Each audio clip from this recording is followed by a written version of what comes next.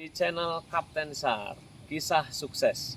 Nah, pagi ini kita pastikan negatif semua ya. Insya Allah. Negatif. Karena kita negatif, maka pikirannya harus tetap positif. Jadi dibuka nggak apa-apa. Nah, salam sehat, salam semangat di tengah pandemi COVID. Kita tetap bersemangat. Nah, pagi ini channel Kapten Sar bukan menghadirkan nih, bertemu dengan tokoh ya asli Madiun, dan kita berada di syuting di Edupark Madiun nih. Ya, nah ini yang spesial adalah tokoh kita ini very humble, makanya kita culik di Edupark ini, beliau berkenan. Selamat pagi Pak Haji Heru Purnomo. Assalamualaikum warahmatullahi wabarakatuh. Ya, ini ada Mbak Endah juga dari Madiun. Ya, kita ngobrol-ngobrol santai nih Pak Haji. Pak Haji, ini dunia bisnis mengenal Pak Haji ini kan dari mulai nol dulu ya. Dari pinggir jalan sampai sekarang ini alhamdulillah punya pabrik, bahkan bukan sekedar itu, tapi diversifikasi, bukan sekedar pabrik karpet ya, tapi juga punya industri yang lain, termasuk beliau ini membangun kegiatan sosial dan seterusnya. Kita mau mulai dari yang dulu nih, jadi ada masa lalu, masa sekarang, dan masa yang akan datang. Yang lalu nih gimana Pak Haji ceritanya itu kok bisa berani-beraninya dari emperan kemudian bikin pabrik di Pak Haji? Cerita dulu Iya. waktu dari kampung ini gimana nih Pak Haji? Ya, bismillahirrahmanirrahim. Makasih Dep. Memang semua itu kadang ada awalannya itu ilmu and kepepet.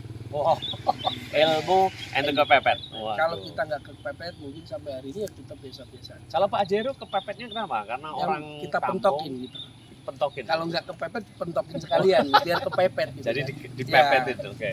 Kan kalau biasanya kan kalau kita orang Jawa kalau udah mangan nggak mangan, Oke. terima dan sebagainya itu sebenarnya sama kondisinya. Iya. Nah, karena kita merantau ya udah jauh dari keluarga, kita udah punya anak, butuh tambahan susu, gaji Ya. pas-pasan, ya itulah namanya kepepet. Kembali ke pepet Pak Haji. Ini kan dari Madiun, dari kampung. Pak Iya. Haji itu ke Jakarta SMA atau SMA. SMA Saya gitu? SMA, terus saya kuliah ikatan dinas. di SMA-nya masih di Madiun? SMA mati. Oke, kemudian Ikatan dinas di Politeknik Gajah Tunggal. D3 ya. Jurusan elektro, terus nerusin S1 Nah, di Bekasi. teman-teman ntar dulu ya, dari elektro ke karpet nih ya. Iya. Jaka Sembung naik ojek nanti dulu ya. Iya. Kita kembali ke ini, merantau ke Jakarta. Kepepetnya waktu di Jakarta atau di kampung Pak Haji? Karena pertama ya orang tua saya pun juga sebenarnya kan pas-pasan nggak mampu. Oke. Makanya saya cari waktu itu saya harus kuliah kalau bisa gratis. Makanya saya cari yang gratis. Jadi saya kuliah yang digaji. Dan, Oh, dan oke. lulus langsung ditempatkan jadi staff. Staff. Ya minimal supervisor lah Ya, ya, di ya, ya. grup Gajah Tunggal. Gajah Tunggal loh.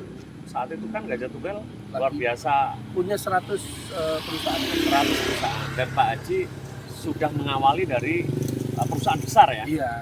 Kita kerja hampir 13 tahun saya kerja. 13 tahun. Oke, itu yang lalu ya Pak Haji Iya. ya. Ada sesuatu yang layak diceritakan nggak Pak Haji dari perjalanan dari kampung kemudian kuliah di Gajah Tunggal nih?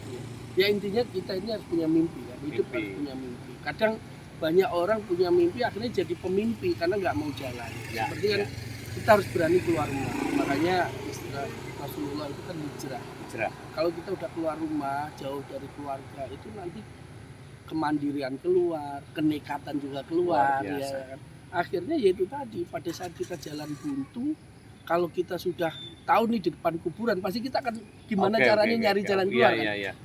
Intinya memang perlu Jalani kepepet. dulu. Iya, Kepepet. jalanin, pepet nanti insya Allah akan Ketemu jalan. ketemu jalan dan Masya yakinlah di detik-detik terakhir Allah itu akan bantu.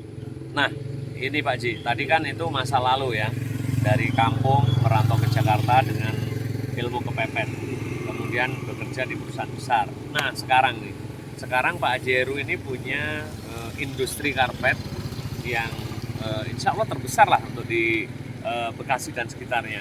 Dan alhamdulillah ratusan pekerja ya, 150. 150, dan saya yang salut dengan Pak Haji ini, karyawan di Haji Karpet ini sudah banyak yang diumrohkan Insya karena Allah berprestasi. tanggal 17 Maret ini 5 orang. 5 orang. Iya. Dan teman-teman yang menarik, karpet dari beliau ini yang dikreasi oleh anak-anak bangsa ini sudah menembus banyak sekali hampir semua masjid-masjid besar ya Pak Haji? Dari Aceh sampai Papua. Dari Aceh sampai Papua. Dan ini kalau karpetnya gimana Pak Haji? Customize, handmade atau gimana Pak Haji? Custom. Jadi mulai motif, warna, termasuk ketebalan sesuai permintaan. Tuh. Jadi memang karena ini high class ya, memang tertentu. Tapi sebenarnya di Indonesia itu potensinya luar biasa. Kita ngomong masjid aja di Indonesia hampir ada 2 juta masjid. 2 juta masjid. Itu yang dilihat Pak Haji peluang itu Pak Haji? Peluang. Indonesia ada 514 kabupaten, 34 provinsi. Masjidnya ada jutaan, 20 jutaan. Itu baru kita ngomong masjid.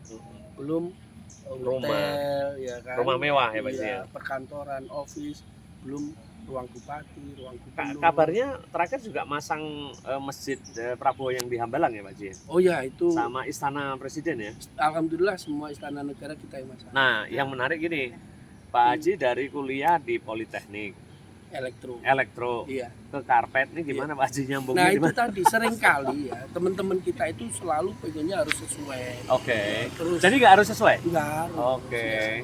Pasti pertanyaannya ke saya itu banyak gini. Dulu belajarnya karpet dari mana? Saya sama sekali nggak belajar, ya kan? Jadi sering kita berpikirnya ini kalau kita mau punya klub bola kan tidak harus jadi pemain bola. Kalau kita mau jadi pelatih bola kan juga tidak harus jadi pemain bola. Karena ini udah bicara strategi. Strategi ya. Iya, strategi itu seperti kayak saya punya temen, kamu kenapa nggak nyoba kuliner?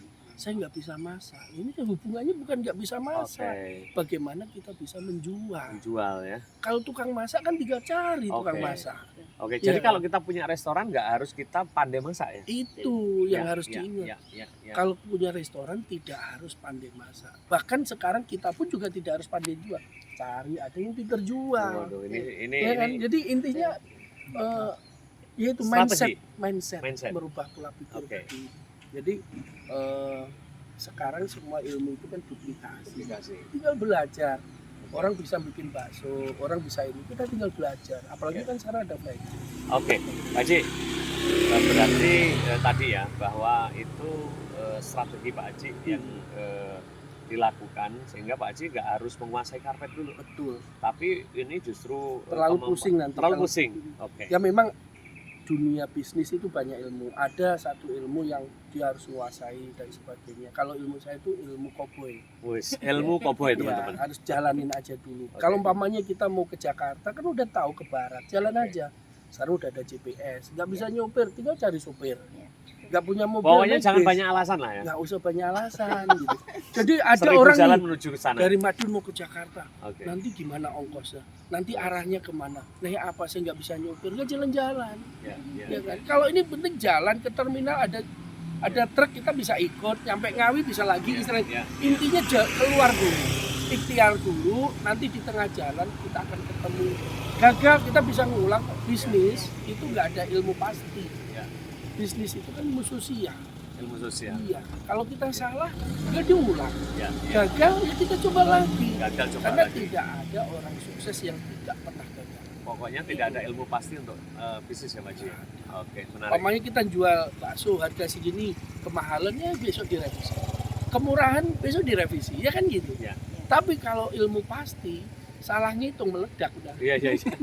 Ilmu kimia salah apa nggak jadi. Ilmu robot salah ini nggak jalan. Error. Tapi ilmu bisnis, umpamanya nih Mbak Endah bikin sambal, kok kasinan ini dikurangin ya, kok kayaknya kurang pedas, tambahin cabai kan. Pokoknya grand desainnya ada dulu yang jadi jangan terlalu perfect ya. Nggak ada yang perfect di bisnis. Nggak ada perfect. Nah, wah luar biasa nih, banyak inspirasi lagi Pak Haji. Ini kan setelah karpet jalan bagus, akhirnya Pak Haji diversifikasi. Jadi ternyata ilmunya bukan karpet, tapi bisnis ya, benar nggak Pak Haji? Iya. Nah, ini gimana Pak Haji menerangkan kepada teman-teman nih yang mau belajar bisnis? Kan begitu Pak Haji menerbangkan karpet sampai ke nasional, ya. Kemudian merambah lagi ada industri makanan, benar nggak Pak Haji? Iya. Kemudian juga ada bikin kubah mesinnya, interior, cuci karpet. Nah, ini yang menarik kan ilmu bisnisnya atau ilmu karpetnya nih Pak Haji?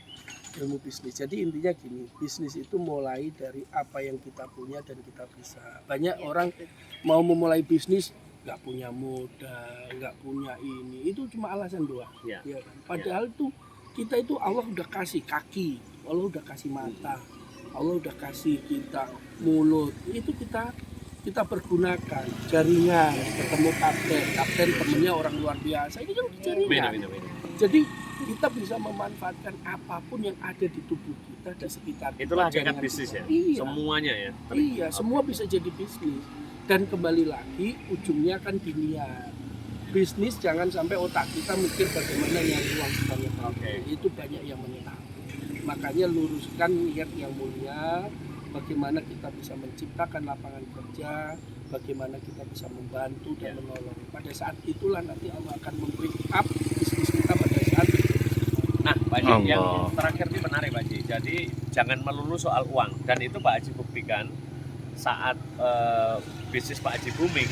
Justru Pak Haji sekarang ini intent juga melakukan kegiatan religi dan sosial.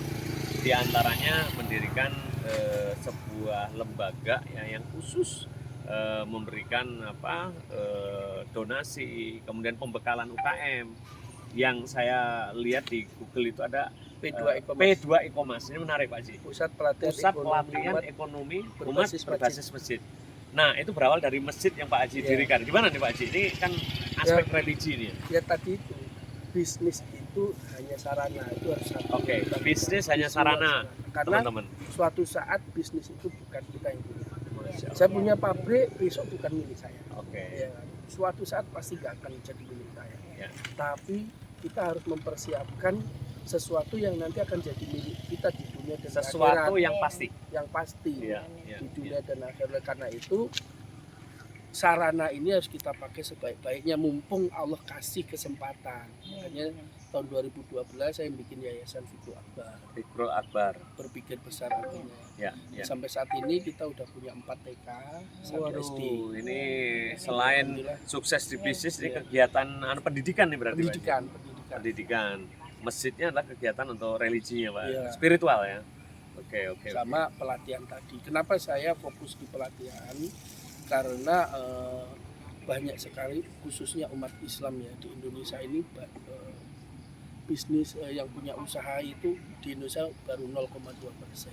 Makanya kita mulai dari masjid. Dan diawali dari masjid Pak Haji. Diawali dari masjid. Dan ini menariknya teman-teman, di masjid itu adalah dijadikan bukan sekedar tempat ibadah saja, tapi justru pemberdayaan masyarakat.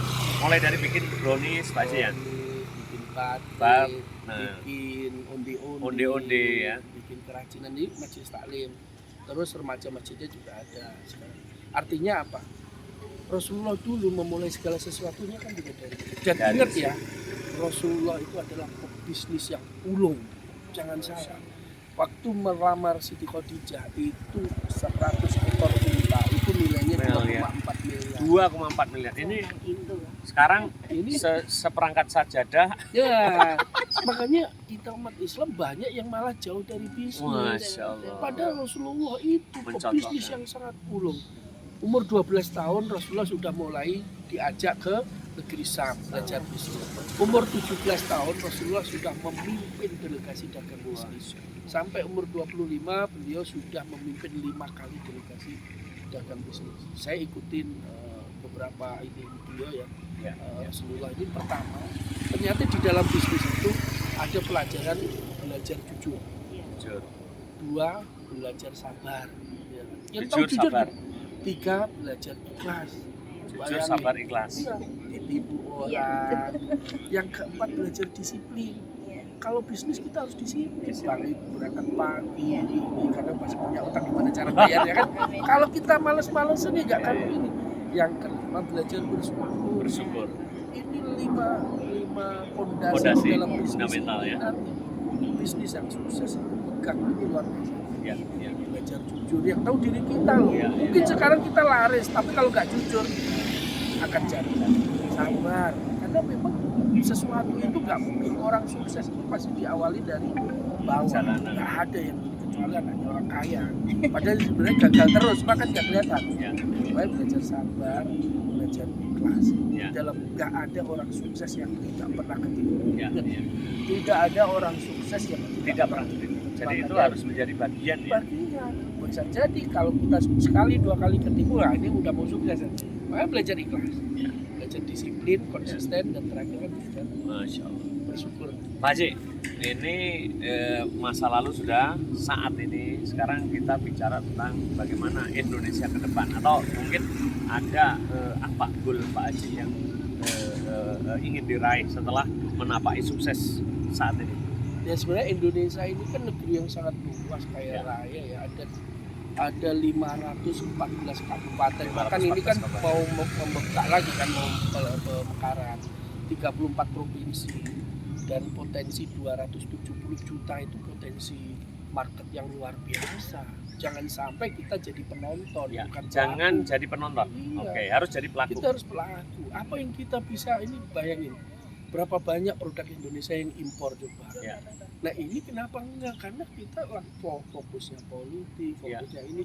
Ayolah Akhirnya kita lupa. teman-teman kita fokus di usaha. Usaha, Apa aja terus kita mulai berkolaborasi. Kolaborasi. Jadi usaha kolaborasi iya, ya. ada orang bisa nggak punya uang, ada orang punya Punya uang tapi nggak bisa. Ini dipertemukan. Masya Allah. Ini Jadi contohnya era 2022 ini era kolaborasi Pak Haji. kolaborasi. Ya, Ini ya, perlu kolaborasi. ya, ya. Ukhuwah Islamiyah. Ukhuwah Ini Islamiyah kalau- berjamaah ya Pak Haji. Makanya kenapa saya fokus dari masjid ke masjid. Ya. Nanti kalau kita kumpulkan aja itu luar biasa. Ya, ya potensinya ya. Potensinya luar biasa. Jadi boleh dibilang gini, Indonesia tidak kekurangan orang-orang hebat. wah, luar Tapi biasa. kita ini sedikit orang yang bisa merajut seperti Pak Haji. Perlu Dengan kita- gerakan dari masjid ini Mm-mm. mengumpulkan potensi-potensi Mm-mm. dan mengkolaborasikan sehingga menjadi Indonesia emas ke depan. Insya Allah. Karena pengusaha kalau muncul dari masjid, insya Allah ini akan ya minimal akan mereduksi hal-hal yang kurang ini, ya kan. Berkat kita punya visi-visi yang sama, gitu kan. Insya Allah lah. Bagaimana kita bisa membangun negeri ini Ya. tanpa kita memilah-milah kamu dari golongan apa, dari golongan apa. Siap, Kita Pak Haji. bersatu. Luar biasa teman-teman. Sebelum kita akhiri, ini teman-teman muda terutama nih Pak Haji, ada apa ini nasihat quote-nya untuk terutama generasi muda nih Pak Haji, supaya mereka bisa mencontoh apa yang Pak Haji sudah rintis dan teman-teman lainnya rintis. Silakan Pak Haji. Kita ini harus berani bermimpi. Berani bermimpi. Berani bermimpi. Kadang banyak dari kita itu karena melihat orang tua, karena melihat pendidikan, nggak berani bermimpi. Padahal orang sukses itu bukan hanya miliknya anaknya orang kaya, bukan miliknya orang yang pendidikan tinggi atau orang pintar, tapi milik semua orang yang punya mimpi dan kemauan. Jadi harus punya mimpi, Ya. mimpi dan kemauan, dan insya Allah kita akan berhasil. Jadi makanya saya pengen ada namanya gerakan berani bermimpi. Oh, gerakan. Jadi anak-anak wah, muda, SMA, STM, kita kasih di gerakan berani bermimpi. gerakan Dia harus punya mimpi. Ya. Karena harus sekat-sekat itu harus mulai dilakukan untuk ini. Umpama orang tua saya nggak mampu, saya pengen punya pabrik, saya pengen bikin pesawat, nggak masalah. Tapi sekarang pikirnya saya pengen jadi karyawan kerja, saya pengen ini. Terlalu bukannya saya nggak merendahkan, karena mimpi harus besar. mimpi harus besar. Ya, Kita harus berani mimpi besar. Baik, Pak Haji, terima kasih. Nggak terasa nih sudah setengah jam kita bicara di kawasan Edupark Madiun ya. Kita berdua dari Madiun untuk Indonesia. Insya Allah. Dan insya Allah ya kita doakan Pak Haji Heru dan keluarga selalu sehat walafiat. Allah berkahi, Allah limpahi dengan kebahagiaan, rezeki berlimpah sehingga mimpi untuk mewujudkan Indonesia emas menjadi nyata. Amin. Dari Edupark untuk Indonesia, beli Indonesia, bela Indonesia. Bela Indonesia, beli Indonesia. Terima kasih.